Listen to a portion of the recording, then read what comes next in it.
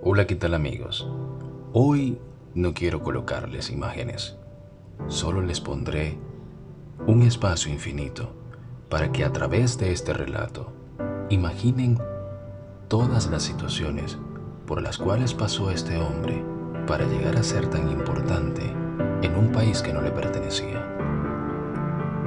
Esta es la historia de José el Soñador, un consentido de Dios. José, hijo de Raquel, nació cuando su papá era muy anciano y se convirtió en el hijo favorito de su padre. Pasado el tiempo, su padre le regaló una túnica diferente y única a la de sus hermanos, de varios colores y mangas largas para diferenciarlo de los demás. Una vez José contó que había tenido algunos sueños en el que el haz de los hermanos se inclinaban ante la suya y que el sol, la luna y 11 estrellas también se inclinaban ante él. José no sabía que esos sueños tendrían un impacto en su vida y la de su familia. Esto profetizaba lo que después sucedería en el futuro. La envidia se apoderó del corazón de sus hermanos. Transcurrieron los días y sus hermanos decidieron llevar a sus animales a pastar a un lugar lejos de las tiendas. Al pasar el tiempo no regresaban y Jacob, preocupado, envió a José para buscarlos. Sin embargo, la mente y el corazón de sus hermanos al verlo desde lejos ya conspiraban para asesinarlo. Rubén, el hermano mayor, trató de convencerlos de no hacer semejante acto en contra de su hermano. Cuando llegó José, sus hermanos le arrancaron la túnica que le regaló su padre y lo echaron a un pozo vacío hasta decidir qué hacer con la vida de José. Pasó un día y Judá, otro de sus hermanos, propuso venderlo como esclavo a una caravana de mercaderes ismaelitas que iba pasando y se dirigían a Egipto. La vida de José estaba destinada a pasar por grandes pruebas que demostrarían su determinación. Después de venderlo como esclavo, regresaron a la tienda de su padre diciendo que habían encontrado la túnica de José. La misma sus hermanos la mancharon de sangre de un cordero, afirmando que su hermano fue atacado por un lobo, el cual cayó muerto. Jacob, desconsolado por la noticia, lloró la muerte de su hijo querido.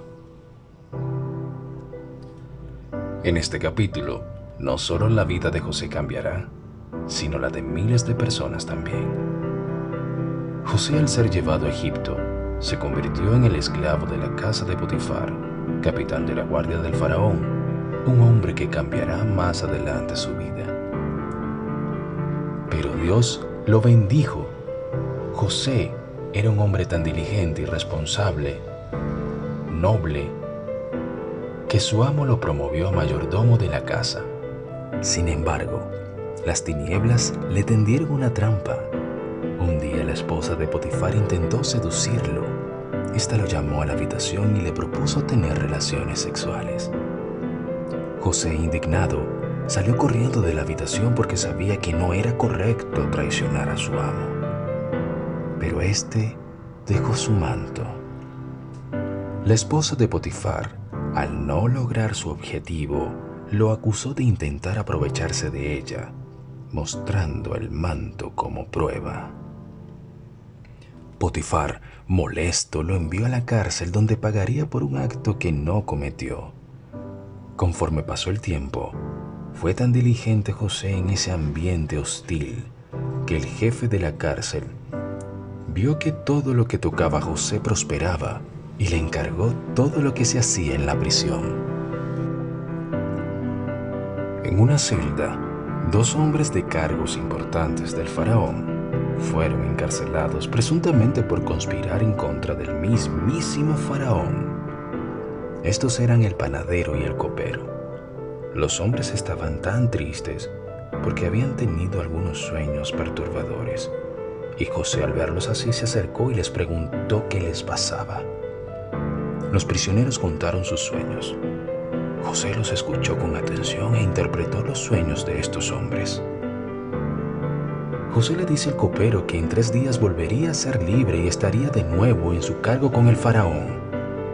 Asimismo, José le rogó a éste que se acordara de él cuando estuviera en su cargo, pero el copero nunca se acordó de José.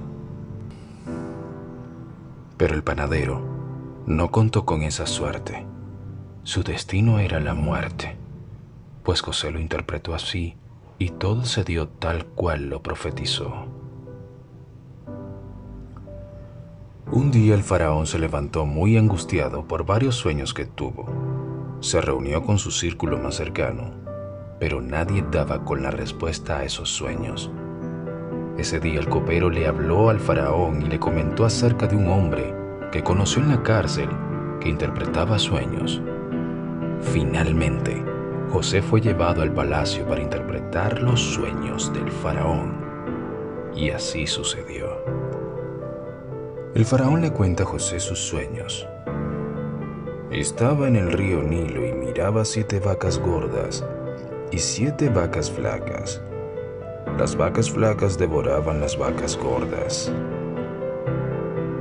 También le comentó que 7 espigas bonitas crecían, pero que 7 espigas marchitas se comían a las espigas bonitas. José le dice que es el mismo sueño y que vendrían 7 años de abundancia, sucedidos de 7 años de hambre. José recomienda un plan de recolección de granos y colocar gobernadores que se encargaran de ese asunto, además de poner un hombre al frente de todos ellos que sea un buen líder, diligente, que pueda llevar a cabo el plan de recolección. El faraón enseguida reconoció que en José estaba el Espíritu de Dios y lo eligió a él para llevar ese plan. José fue puesto como encargado. Solo el faraón estaba por encima de él en autoridad. Mientras José lideró el plan de recolección de granos, Egipto prosperó. José fue un buen gobernador. Sin embargo, el día llegó. El terror mostró su peor cara. Comenzaron los 7 años de hambruna en todos los países. Solo Egipto, que estaba bendecido por Dios, gozaba de abundancia. Se daba lo que había profetizado José. La hambruna llegó al hogar de Jacob. Sí, el padre de José. Jacob, al enterarse de que Egipto estaba próspero, decide enviar a sus hijos a comprar alimentos. Los hijos de Jacob llegaron a Egipto y fueron llevados ante la presencia de José. Estos, al ver a la autoridad que emanaba a José, se inclinaron rostro al piso, y José vio cómo se cumplía el sueño que les había contado a sus hermanos y a su padre. Sus hermanos no lo reconocieron, porque tenía otra apariencia y vestía como egipcio. Pero José sí los reconoció, y a través de un intérprete le preguntó de dónde venían. José se mostró muy duro contra ellos y los acusó de ladrones. José era un hombre muy noble, y esto no lo hizo por maldad ni venganza, sino para llevarlos al arrepentimiento. Y al no ver a su hermano Benjamín, sospechó que corrió la misma suerte que a él en el pasado. Los hermanos fueron encerrados por 3 días, pero para probar las palabras dichas por los hermanos, les dejó ir con los alimentos. A cambio, debían traer a Benjamín, el hermano menor. Dejó a Simón como rehén y devolvió el dinero entre el trigo a sus hermanos. Los mismos reflexionaron acerca del daño que le hicieron a José en el pasado. Después de una larga sequía y escasez, Rubén y Judá convencieron a Jacob y llevar a Benjamín a Egipto. En esta oportunidad el mayordomo les reunió con Simón y que no se preocuparan por el dinero para comprar alimentos. Las lágrimas de José comenzaron a salir al ver a su hermano Benjamín después de tantos años. Antes se retiró para que no se notara su llanto. Luego los hermanos fueron invitados a un banquete y los acomodó por orden de edad. José los puso a prueba una vez más y escondió en sus sacos una copa personal. Sus guardias los siguieron, los detuvieron y los revisaron. Para sorpresa de todos, la copa estaba en el saco de Benjamín. Los soldados dijeron que podían volver y el ladrón debía regresar a Egipto.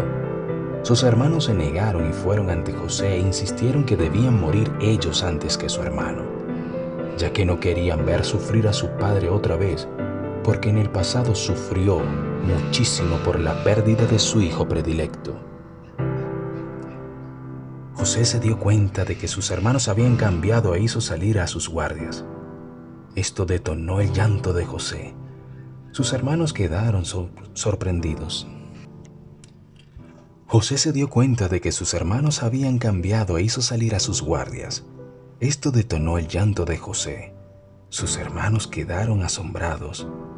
José se dio a conocer y sus hermanos quedaron impactados al verlo. El faraón se enteró y ordenó a José invitar a Jacob y a su pueblo para reconocerlos y darles tierras en agradecimiento por lo que había hecho José por el pueblo egipcio. Sus hermanos volvieron a Canaán a contarle a su padre la historia. Al regresar a Egipto, Jacob dijo: agradezco infinitamente a Dios porque me ha dado a mi querido hijo. Él obra de manera misteriosa. José, a pesar de su dura travesía para llegar a lo más alto, nunca dejó de ser perseverante. Tuvo miedo, pero él jamás decayó. Nunca dejó de creer en él, y donde estuvo trabajando siempre lo hizo de la mejor manera posible. Y eso Dios lo compensa. No hay plan malvado del hombre que pueda con el propósito perfecto que Dios tiene para ti. José fue fiel y diligente, buen administrador, tuvo la sabiduría acertada para aplicarla en toda su vida. La mano de Dios siempre está ahí y obra de manera misteriosa. ¿Esta historia se parece a ti?